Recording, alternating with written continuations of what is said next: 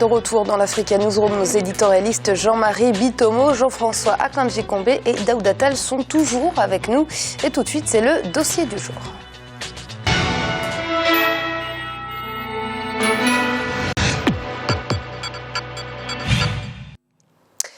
La société civile est le regroupement des acteurs non politiques par essence, syndicats, associations, institutions religieuses et traditionnelles ou organisations non gouvernementales. Les acteurs de la société civile sont divers et variés en Côte d'Ivoire comme au Burkina Faso, deux pays dont la vie politique a connu des soubresauts violents, voire anticonstitutionnels. La société civile a su jouer son rôle de contre-pouvoir ou de force de proposition pour contribuer à la pérennisation de l'expérience démocratique. C'est un reportage qui nous a été préparé par nos correspondants Wandiam Valentin Compaoré et Olivier Conan.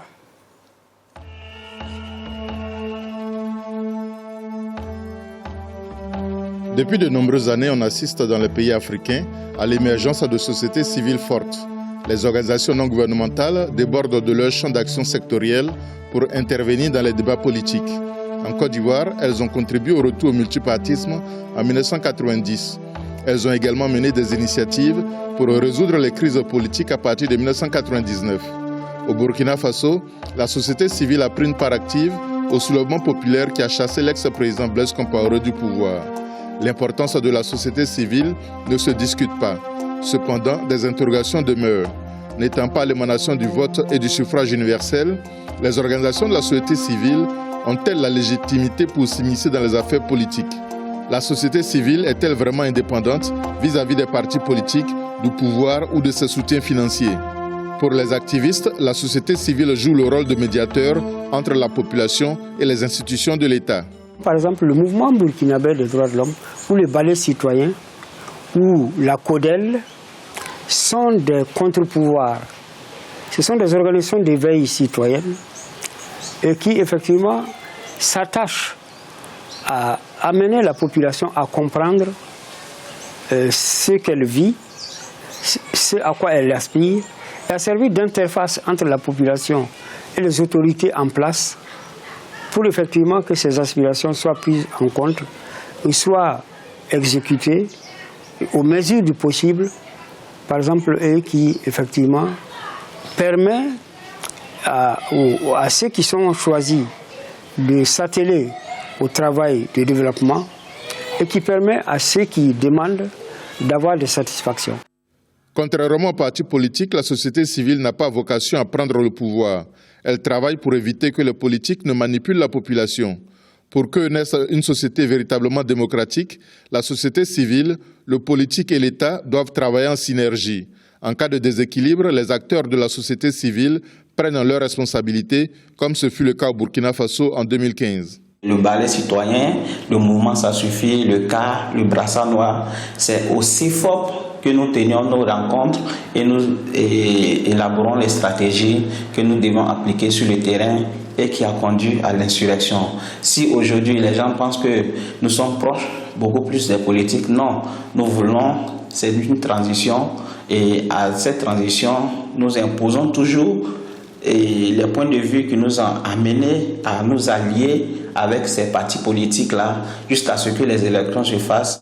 En Côte d'Ivoire, la société civile a lancé de nombreuses initiatives de médiation avant et après la crise post-électorale de 2010. Son implication a commencé dès l'éclatement de la rébellion en 2002. Nous sommes mis à la place des mamans.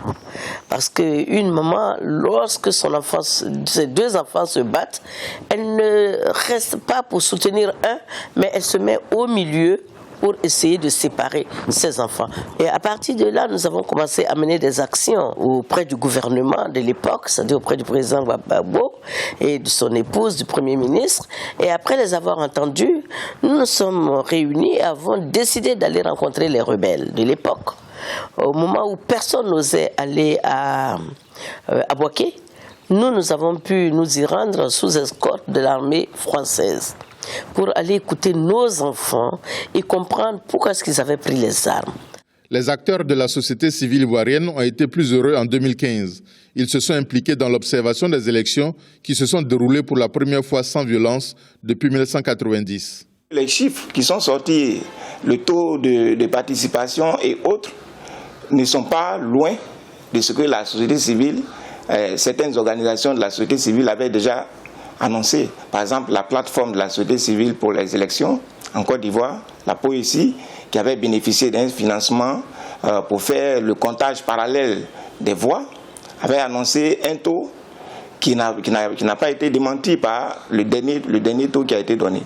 Donc l'implication de la société civile met en confiance les populations et crédibilise le processus électoral.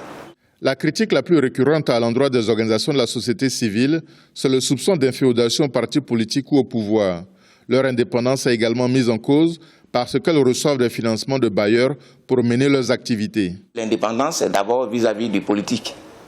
Il faut tout faire pour ne pas qu'on vous taxe d'être arrimé à tel parti politique ou à tel autre parti politique. Et je pense que sur ce plan-là, la Convention, de par son organisation, s'est affranchie de cet argument. Les partenaires au développement, ils ont leur agenda. Mais il faudrait que la société civile prenne le temps de regarder si cela concorde avec le programme de leur pays. Gorée Institut a eu un financement très élevé d'un partenaire au développement. C'était pour faire accepter l'homosexualité par leur organisation et faire la propagande dans leur pays. Ils ont dit non. Non, nous ne pouvons pas le faire. Nous, dans notre agenda, nous n'avons pas cet aspect-là. La société civile s'efforce en général de jouer un rôle d'arbitre impartial et ne pas choisir un camp dans le champ politique. Cette neutralité n'est cependant plus de mise quand le processus démocratique d'accession au pouvoir est en péril. Face au coup d'État perpétré par le général Diendéré les 16 et 17 septembre, que la société civile, toutes les forces vives de la nation, se sont levées comme un seul homme pour s'opposer à cela. La société civile n'est pas restée, n'a pas croisé les bras. Elle a dit non parce qu'elle est consciente qu'un état de droit vaut toujours mieux qu'un état d'exception. La société civile constitue un contrepoids au gouvernement qui exerce le pouvoir. Son rôle est d'apprécier les politiques mises en œuvre au bénéfice de la population. Son importance et l'efficacité de son action sont tributaires de la construction d'un consensus minimal pour agir dans l'intérêt général. Évoluant dans un univers dominé par les intérêts politiques, la société civile ne peut faire l'économie d'une participation parfois active à la politique quand les circonstances l'exigent. Mais pour préserver son intégrité et sa légitimité, la société civile doit toujours avoir à l'esprit que son mandat n'est pas la conquête et la gestion du pouvoir d'État. Daouda, on l'a vu récemment au Burkina Faso, le rôle que la société civile peut jouer dans les processus électoraux. Au Sénégal aussi, on a une société civile très dynamique avec des mouvements citoyens connus, même reconnus à l'international. De ce côté-là, l'Afrique de l'Ouest n'est vraiment pas en reste. Oui, cette culture-là s'est beaucoup développée en Afrique de l'Ouest, effectivement. La liberté d'association, la participation aux actions citoyennes des organisations de la société civile est un élément qu'on ne peut pas mettre à côté quand on veut analyser le niveau de démocratie que l'on peut observer aujourd'hui dans un certain nombre de pays, comme vous l'avez cité, Burkina Faso, Sénégal, même Côte d'Ivoire. Et à ce niveau-là, c'est important. Et justement, je vais m'inscrire, moi, en faux contre ce qui a été dit en conclusion dans le reportage, parce que je pense et d'ailleurs c'est une idée qui est répandue, on dit souvent que la société civile n'a pas pour vocation à prendre le pouvoir, etc. Mais aujourd'hui, je pense que ce postulat doit être revu, étant donné qu'en Afrique, les partis politiques de manière générale ne remplissent pas leur mission comme il se doit. Avant, on avait des partis politiques de manière historique, on luttait pour l'indépendance et effectivement cela ont du mérite. Mais aujourd'hui, on assiste à une certaine forme de politique politicienne. Quand vous êtes un individu et que vous voulez accéder au pouvoir le plus rapidement possible, vous militez dans un parti politique que vous C'est un tremplin, selon vous, la société civile pour accéder au pouvoir? Bien sûr, Amira. Pour la société civile, non. Par contre, pour ceux qui militent dans les partis politiques, aujourd'hui, beaucoup d'Africains vous diront que dans leur pays, les partis politiques ont perdu de leur crédibilité dans le temps parce que simplement, c'est un tremplin pour aller au pouvoir. Par contre, pour la société civile, Ça peut être ça, mais c'est différent, je trouve. Je trouve quand même que la société civile se positionne comme un arbitre. Et puis pourquoi pas la société civile ne devrait-elle pas s'immiscer dans la vie politique et demander des mandats politiques? Parce que tout simplement, les questions que traite la société civile sont des questions politiques liées aux politiques publiques. Et justement, ce n'est pas un peu dommage que la société civile s'occupe uniquement des questions politiques? J'ai même envie d'aller plus loin. Est-ce que ce n'est pas un peu dommage que la société civile soit autant assimilée à l'opposition? Parce qu'en substance, elle fait également la même chose que l'opposition, à savoir s'opposer, toujours contester. Oui, s'opposer, contester, quand ceux qui sont au pouvoir, ce qu'ils font ne colle pas avec les intérêts de la population, puisque le rôle fondamental de la société civile, c'est de défendre les intérêts des populations et de les représenter. Toutes les organisations de la société civile tirent leur légitimité par ce fait. Donc maintenant, à partir de ce moment-là, je pense que quand il y a des choses bien aussi, il y a des sociétés civiles qui le disent quand même. Bon, je peux prendre l'exemple du Sénégal en 2012, où là, on a vu une société civile s'associer avec les partis politiques pour combattre le régime qui était en place à l'époque. On a parlé de politisation de la société civile. Moi, je ne crois pas que c'était une politisation. Je crois simplement que c'est parce que l'agenda s'est présenté au même moment. Les attentes de la société civile étaient quasiment les mêmes que les partis politiques. Donc, il y a eu ce qu'on peut appeler les assises nationales, etc. Maintenant, on sait tout ce qui s'ensuit, on peut critiquer, etc. Voilà. Mais en tous les cas... En tout cas, vous, ça ne vous choque pas que la société civile, à un moment donné, puisse prendre parti pour telle ou telle formation politique? Ça ne me choque pas dès l'instant que la société civile parle de politique publique, surveille les politiques publiques, et ceux-là qui les mènent, s'ils ne le font pas bien, je suis d'accord qu'un membre de la société civile puisse briguer le suffrage des populations. Ça ne me gêne pas dès l'instant qu'il s'inscrit dans l'intérêt de ces populations. Jean-François, on a un avis clairement tranché de la part de Daouda. Est-ce que vous également, ça ne vous choquerait pas que la société civile puisse prétendre à des postes politiques? Alors, ma petite rivière Amira va suivre le lit, va se mettre dans le lit du fleuve de Daouda. Nous sommes totalement d'accord. Moi, je partage d'autant plus l'avis de Daouda que le fait social même de la société civile, c'est un fait politique pour moi. Il n'y a pas de société civile dans des sociétés politiques qui ne sont pas libres, où il n'y a pas la liberté d'association. La société civile, c'est le produit de cela. C'est le produit d'une société de liberté et c'est un produit politique. Après, ça se crée en association, ça se forme en différents groupements, mais j'enfoncerai le clou à nouveau, Daouda, en disant que les sociétés civiles aujourd'hui sont amenées à prendre une place qui a été abandonnée ou qui est née de la carence des structures politiques traditionnelles, les partis politiques. Le rôle des partis politiques, c'est la conquête du pouvoir. Bien sûr, ils servent d'abord à cela, mais je dis, ils servent aussi à cela. Mais le rôle des partis politiques, c'est aussi l'éducation des masses, l'éducation des citoyens. L'éducation citoyenne, combien de partis politiques voyons-nous sur le continent africain qui, entre deux élections, se chargent de cela, de structurer, de former, d'éduquer, etc. Les partis politiques, c'est vrai en Afrique, mais c'est vrai aussi en Occident, les partis politiques se sont transformés en de véritables machines, et seulement en des machines de conquête de pouvoir. Et à partir de ce moment-là, ils ne remplissent pas leur rôle. Dans combien de conflits voyons-nous, par exemple, des organisations religieuses appelées à l'aide ? Venir faire de la médiation, alors même que dans une société politique normale, on devrait faire appel à des groupements politiques pour le faire. Dans combien de sociétés, on a parlé tout à l'heure des mouvements contre, mais il n'y a pas que cela. La société politique, c'est aussi ce qui permet le vivre ensemble dans nos sociétés africaines.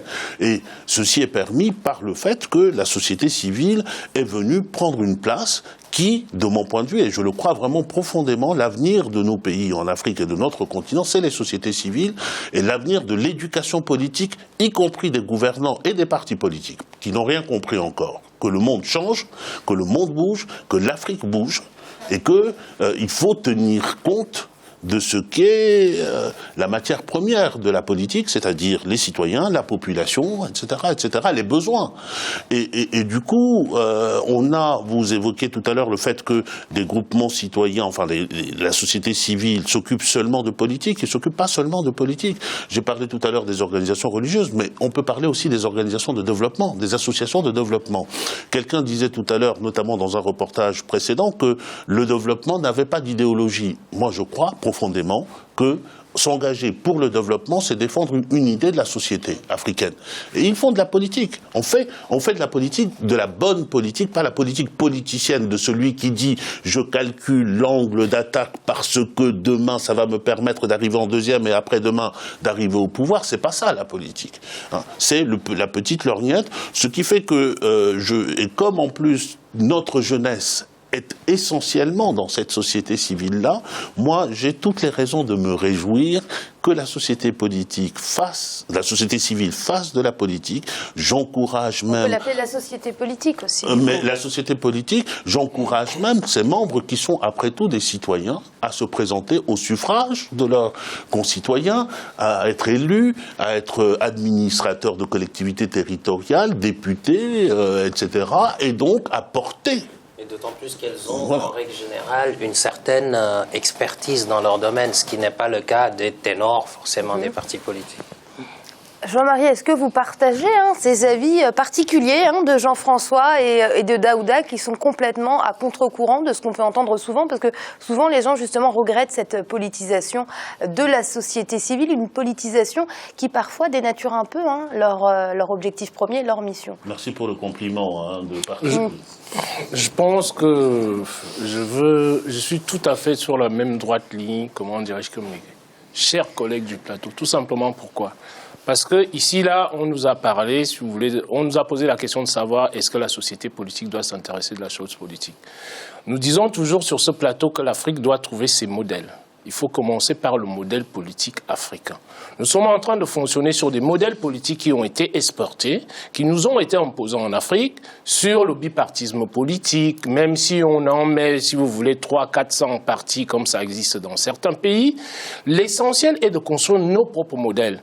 Tout à l'heure, nous parlions de politique. Faire de la politique, c'est quoi? L'étymologie gréco-latine du mot politique, ça veut dire s'occuper des affaires de la ville, de la cité, là où on vit. Donc la société civile, si vous voulez, est, comment dirais-je, en contre-pouvoir par rapport... Quand je parle de politisation de la société civile, je ne parle pas de faire de la politique, je parle de briguer un mandat électoral comme il a pu être souligné. Un mandat électoral, mais pourquoi pas?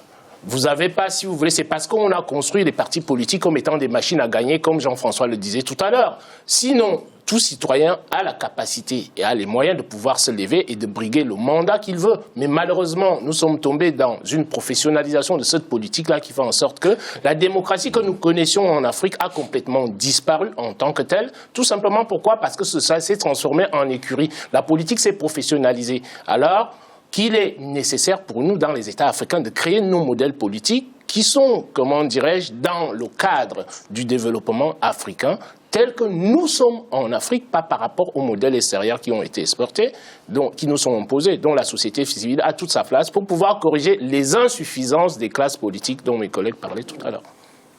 Et c'est l'heure de marquer une nouvelle pause. On se retrouve très vite pour la suite de l'Africa News. On va tout de suite.